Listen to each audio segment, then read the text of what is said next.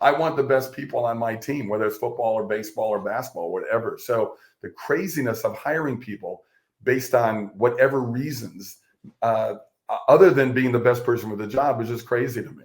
Doesn't make any sense. So welcome to Blitzscaling, a startup. I'm here with Kevin Sorbo, which many nerds like me might recognize as being Captain Dylan Hunt from the TV show Andromeda. I think, Kevin, a lot of folks know you as Hercules in the TV show Hercules. Welcome to the podcast. Thank you. Good to be here. And before we jump into this, I think you run Sorbo Studios. You're super active on Twitter. You put out a book. What's the best place, or what are all the places for people to find you? Best place to go to sorbostudios.com. So it's sorbostudios.com. It's my site along with my wife's. We got some of that stuff is us together, then some of the stuff is us on our own deal. But we put them all together about 1.5 years ago. Oh, very cool. So, okay, the reason I was excited to talk to you is I think you're somebody who's managed to be successful in a kind of, let's say, very DEI friendly industry, despite not, buying into the dominant ideology. And an interesting thing about startups, obviously tech companies have been, really into this stuff for a while, but it used to be that as a startup founder, you didn't really need to care. And that's changing, or at least it has changed. And I'm really curious to learn from you how you've managed to kind of like navigate that and suss out there are opportunities, like there are learnings that founders and other people in business can do to learn from you. But first, you grew up in Minnesota. Yep. Is that right? I did. The little town just west of Minneapolis called Mound, Minnesota, on the shores of Lake Minnetonka. And our little town of 7,000 people, we were home to Tonka Toys. That was the biggest industry in that little town.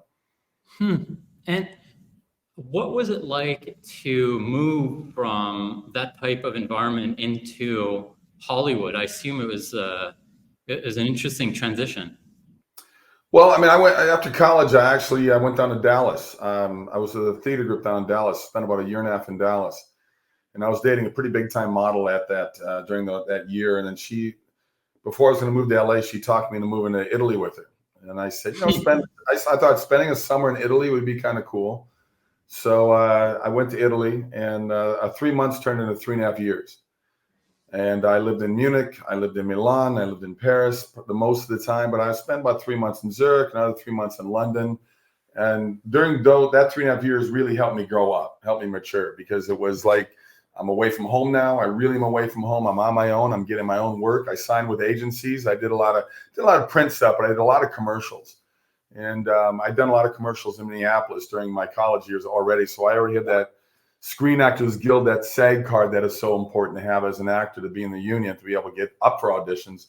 So when I moved to LA, I wasn't that intimidated, because I had 3.5 years in really large cities like London and Munich. And so to me, I think the biggest difference I saw was everybody had a BMW and a Mercedes in California. So that was something that was sort of interesting. Well, they had that in Munich as well, obviously.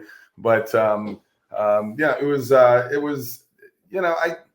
didn't know anybody. By that time, my girlfriend and I had broken up. So I didn't know a soul, but I had a commercial agent ahead of time because I had a good commercial reel. So I had no problem getting a commercial agent.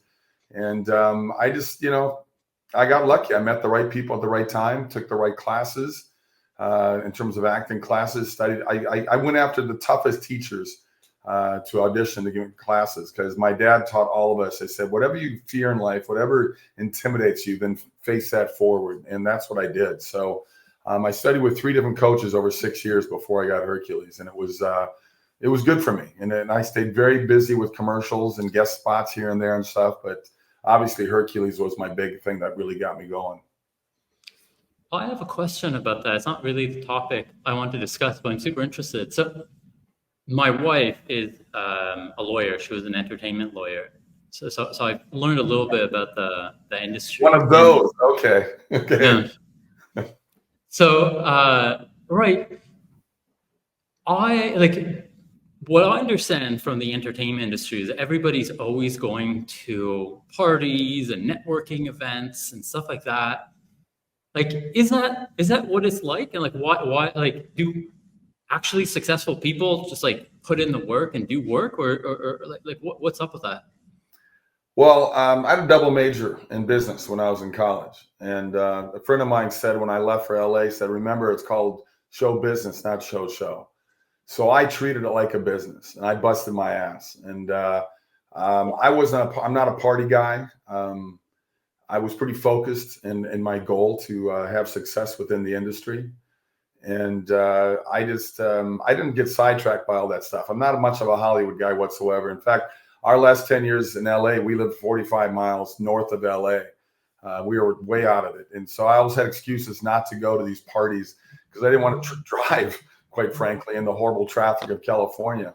And so I stayed focused that way. I escaped California 5.5 years ago. I live in the free state of Florida. I let the California people, they can keep that state. They've wrecked the great state because it's a beautiful state. I love it there, but they've wrecked it with traffic and taxes and politics, and I was done with it. So it's been a good move for me.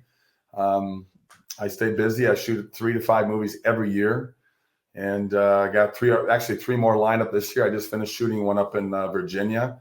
So I've been very blessed to keep working in the independent market. So I'm happy where I'm at. It's been a good move. So I think the actually successful people in Hollywood mostly just have like a good work ethic and like work on their acting skills and like have jobs and do them. Like the actually successful people aren't networking and doing whatever. Is that right? I think there's timing involved, there's luck involved, but there's got to be talent as well. There's got to be business mindset.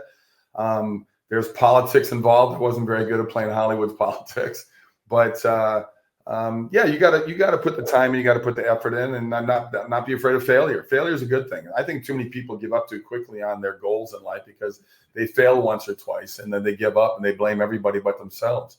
I busted my butt. I worked very hard to get to where I am today, and to me, it's like you're going to have a lot of failure in your life. You're going to have a lot of roadblocks in your life. How do you react to those? You can blame everybody, but reality is look in the mirror and say, okay, this happened. What am I going to do now? And don't give up. And too many people we live in such a whiny world right now where people are just angry and hateful and they want to blame everybody else for their failure in life because they don't have the guts or the balls to keep moving forward. And that's not my problem. I remember an agent tell me one time, because I always would keep on top of the different castings going on for television, movies, commercials, whatever. And my agent one time said, Kevin, I got 100 other clients. I said, I don't care. You think your clients care about me? He said, my mantra was let me have the opportunity to be rejected. Get me in the door. That's all I wanted was get me in the door. And, for every job I got, I probably got 50 no's, but I kept plugging away and I worked my tail off. And like I said, a lot of people give up and whine and complain, and then they quit the business. And I'm not just saying, I think in any business, not just Hollywood, everything's going to be tough. You're always going to have competition. Competition's a good thing. That's what made America great. But now we're trying to change that too in this crazy culture we're living in right now. Yeah, I know you identify as a conservative. I don't. Like I identify as a leftist. And my first career is working at the left-wing political party in Canada, where I'm from. What's the name of the guy who was the main actor in 24? Do you know who I'm talking about? Kiefer Sutherland? Yeah. So Kiefer Sutherland, his grandfather had founded the party. So actually we would work with him sometimes briefly, sure. And it was a really interesting time. But anyway, point is, my beef with all this DEI stuff is that you're essentially giving in to people's grievances. Essentially, you're like optimizing for people's grievances, and if you do that, you're not optimizing for excellence. And you wind up like Hollywood now. The movies aren't watchable, or Google can't build a simple LLM. And that's just what happens when you're not trying to do good work. You're trying to do whatever else. It's very problematic. We just put a African American female in our Supreme Court that couldn't give a definition of what a woman is. Then she shouldn't be in that position of power when she doesn't know the difference between a man and a woman. We live in crazy times right now, and I honestly don't care what people want to do with their bodies and do with their. I've worked in Hollywood forever. I work with gay people all the time. You won't find one gay person saying I was horrible to them, because I wasn't. I treat everybody the same. But people have their assumptions, and they attack you, and just because you're not the same, I don't care. You're a lefty. Okay, fine. I've got left friends. I've got atheist friends. I've got agnostic friends. We still get along fine. But we live in this world right now where people the anger is just unbelievable, the divisiveness. If I run a business, I want to hire the best people, period. I don't care what their sexual orientation is. I don't care what their color is. I don't care what their religion is. If you're like an amazing director of photography and you're a transgender, then it's not going to stop me from hiring you just because you went down that road. I don't care. It doesn't affect my lifestyle. I think people just get tired of this things being forced on our throats over and over and over again. To me, it's like hire the best people. When I post on Twitter, I post stuff like there needs to be more diversity in the NBA. Because it's 85% black, right? And then people don't get it. You want the best people. That's my point. I want the best athletes. And if African Americans or black people are the best athletes, quite frankly, they are. So to me, it's like, I want the best people on my team, whether it's football or baseball or basketball, whatever. So the craziness of hiring people based on whatever reasons, other than being the best person for the job, is just crazy to me. Doesn't make any sense. Rob Schneider did a very funny joke about what's going on in hiring pilots now. To me, he said, yeah, who wants to hire these older white pilots that keep landing safely? I want a little more action in my flights from now on. Just hire the best people. Train hard. Be good at your job, period. It's as simple as that. I don't know if you found this. You're essentially a business person now on top of being an actor. One of the things I found about running a business is you can only really care about one thing. Like, you really actually only have one priority in anything you do. So if you're hiring for excellence, then you're hiring for excellence. If you're hiring for something else, then you're not hiring for excellence. There is no world where you're doing both. It's just that's not how actual execution functions. I don't know if you've seen that in your business. Oh, sure. They've hired people. It's interesting to me. Like, if I've got a movie, I've got a great movie that's I'm second generation Norwegian, so I got a Viking heritage. And I got a great movie that deals back in the 1300s, and I sent it to a guy, and he said, "Well, can we hire some black people?" And I said, there were no black people in Norway at that time. It's not a modern day thing. So it's weird to me that people are pushing this agenda all the time, and it's like, if I do a modern day movie that deals in Norway, I realize there's a better mixture. There's just like there's a big mixture in America now. So to me, it's, once again, I'm gonna hire what makes sense for the movie, and hire what makes sense for the role, not for some agenda that's out there. But it's crazy. The anger we have right now and the divisiveness. And the hatred we have, it's not helping anything. And it's just, you just mentioned yourself what Hollywood's doing with the movies up on Disney. Disney lost well over $1 billion last year because people are tired of it. They're tired of this thing out there where if you really wanted to hire percentage wise in a movie, well then, okay, the transgender population makes up less than 0.5%. The African American population, I thought it'd be higher than this, but somebody said it's only at 13% of the whole country, which I thought exactly. That seemed kind of low to me. But then hire 13%. But why does every commercial now? If you're a white person for television commercials, good luck getting a commercial, because you're not going to get the job right now because of this odd political incorrectness or something. I don't know.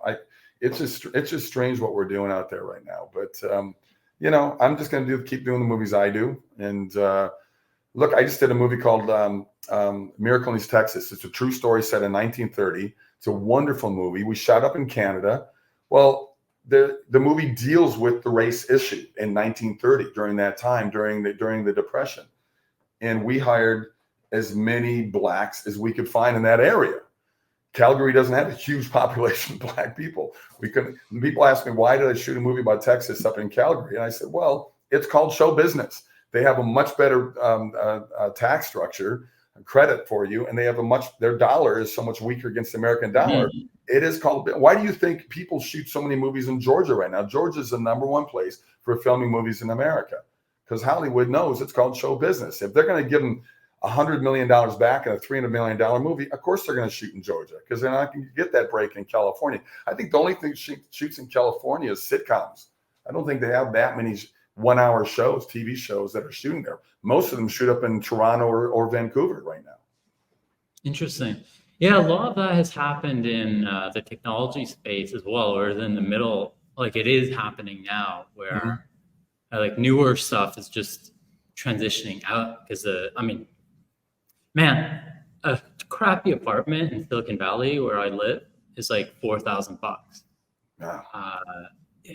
What? You're gonna hate how lucky I got, because when I was in California, I stayed at a friend of a friend's place in Santa Monica.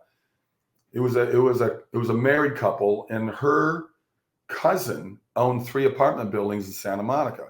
Well, I met him and we hit it off. Good guy, cool guy. And he said, hey, I got this apartment right on the Venice border in Santa Monica, and I paid $290 a month for an amazing 1-bedroom, secure parking, blocks from Gold's Gym, blocks from the beach.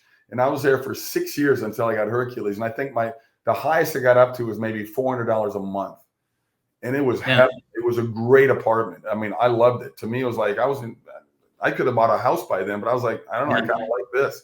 And what they're doing now is just it's brutal. I don't get how California, which they've had 8 million people over 10 years, have moved out of that state. You replaced it with a lot of other people, not knowing if they're really all American citizens yet. But I don't get how these prices keep going up. And there's a reason 8 million people have left that state. And I look at Governor Newsom, I go, this has to be on purpose, because you're losing so many people. And he wanted to start making people that left the state pay taxes for 3 years after they leave the state, which of course I'll never be able to do. I find that telling in so many ways. So I don't know. It's just weird to me. Look, I grew up in a liberal household. I grew up in Minnesota. My parents were Walter Mondale, Hubert Humphrey Democrats. First time I could vote, I'll be honest, I voted for Reagan in 1980. First time I could vote. And I just thought this guy had a lot of good things going on. And I just look at what's happening in both parties, because both parties really are moving more and more left. And I tell my liberal friends, I go, listen to John F. Kennedy's inauguration speech in 1960 and tell me one Democrat talks that way today. They don't. There's nothing good about socialism. There's nothing good about communism. It's never worked, guys. And capitalism may not be great, but it's the best thing. To me, I grew up with nothing. My dad was the school teacher with 5 kids. I grew up with hand-me-downs from my older brothers and stuff, but they taught hard work. They taught you work hard. You work hard for a living. So I think a lot of people on your side of the aisle, a lot of people on my side of the aisle, I think we have a lot of things that are in common, but there's just a handful of things that create this just huge divide, which is really sad to me. Yeah, and it's gotten so angry, and the thing I wanted to get from you is, like, you're somebody who's been successful at, not giving in to this dominant ideology, despite, the barrage of anger and reprimand and retribution. I think there's Chris Pratt, that's another example, somebody like you seem to follow this kind of, entrepreneurial, business path. Like, what are what are the strategies to continue to win like you have in that context? Well, I think not letting fear control your life, not letting failure control your life. Like I said earlier, I understand, being a double business major, I understand the business side of any business, really. I mean, to me, it was just a matter of keeping that focus in hitting the pavement. I mean, I hit the pavement hard. I dealt with many hours on LA's 101 and 405 freeways, driving 2 hours to go 20 miles in that crappy traffic. and just, having the chance to really just get out there and show what I could do, what I couldn't do. I think there's a lot of talented people out there, but like I said earlier, a lot of people just sort of gave up. And but there's so much work out there right now. There's so much work in the independent market. And that's kind of where I've thrived. Hollywood's not going to invite me back anymore because of where I stand politically, which is just so infantile to me. I just look at what's going on it's like a bunch of little 7th grade girls fighting over things. And it's like, guys, I've had A-list actors say I'll never hire an effing conservative to be in any of my movies. And I go, well, why not? What's the big deal? Why? I think debate's a good thing. I think freedom of speech is a good thing. We're losing that too. We're redefining words. We're rewriting history. All those statues that pour down. Shame on governors and mayors for letting every country has good and bad history. It's as simple as that. But you're going to tear down Lincoln statue and George Washington. Send them to me. I would love to put those statues in my driveway. I'd be very proud of that. I think our founding fathers were freaking brilliant what they did for this country. But I look at these students now that are, attacking Israel and attacking America, saying death to America at the Ivy League universities. Well, you know what? I'm more than happy for my tax dollars to be spent for you guys to move you to North Korea, move you to Venezuela, move you to any Middle East country other than Israel, and tell me how much you enjoyed after being there for a year. Because I guarantee after about a month, you're going to be crying to come back home to America and realizing how good you got it here. I'm about to post something, actually, it'll be on LinkedIn pretty soon, about, students. It's a great meme where students are crying and stuff about, kill Israel, but make sure you pay for my college education with your tax dollars. So it's just the hypocrisy is so amazing to me. It just makes me laugh.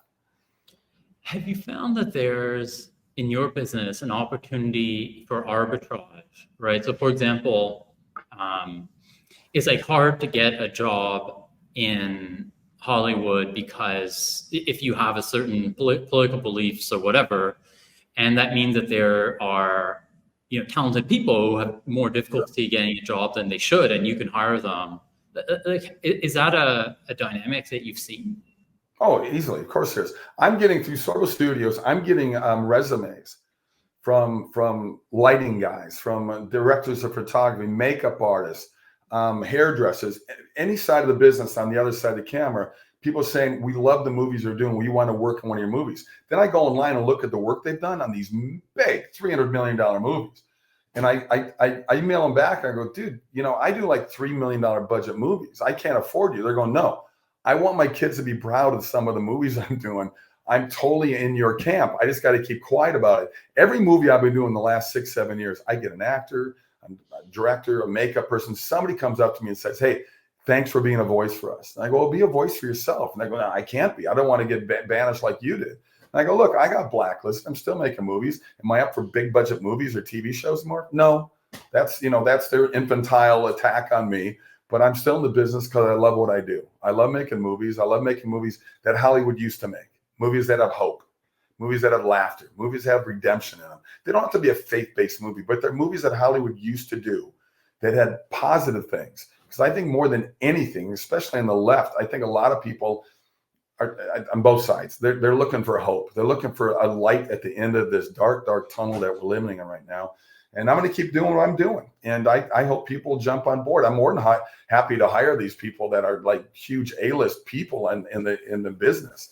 I just got 2 of them yesterday, from one a director of photography and one a special effects team. And I said, more than happy to hire you, but we're not going to be able to pay you what your normal rate is. But they don't care. They want to work on something that has a good message instead of a negative woke message.